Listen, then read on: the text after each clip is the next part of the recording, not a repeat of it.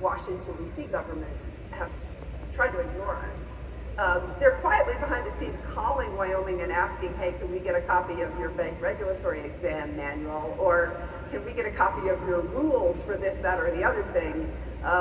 But they're very intimidated by it. And it's the classic Gandhi phrase, first they ignore you, then they laugh at you, then you win. I'm not quoting that correctly, but that's the idea. And it's so funny. I just saw the Wall Street Journal article yesterday talking about everything that's happening in stablecoins. And of course, you know, the Wyoming banks, which are already authorized and chartered, we're just waiting for approval from the Federal Reserve. We're all caught up in everything that's going on in Washington, D.C. But do you think the folks in Washington, D.C. want to pay any heed to what's going on in Wyoming? No, we don't get mentioned in the stories. So by the way, I'd appreciate it if you'd all like blow this up on social media, because they love to ignore us. And they won't be able to forever. But part of it is they won't be able to because they will hear it from their own constituencies. And so there are a lot of alignments. We've had patience. We could certainly have had a more aggressive stance than we're taking, but it's paying off to be patient and just to work with other governmental entities, because there's a long education process. And so far I think that's been the right approach. But Wyoming won't be patient forever.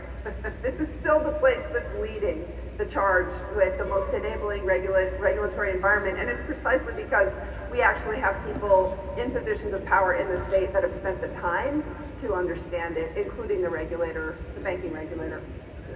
You know, the important thing about what Wyoming is doing is they're not saying no regulation, they're saying the right kind of regulation. They recognize that when you have new and very disruptive technology, that disruptive technology, among other things, often moves at a pace well ahead of where our regulatory landscape is.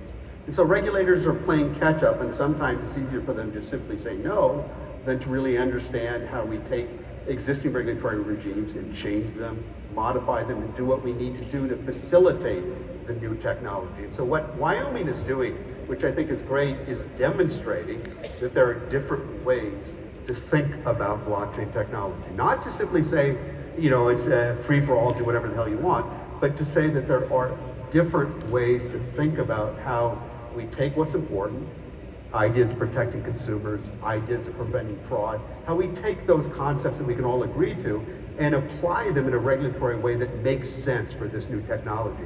And so when Washington or other states don't pay attention to Wyoming and what Wyoming is doing, they do that at their own risk. Do you see any other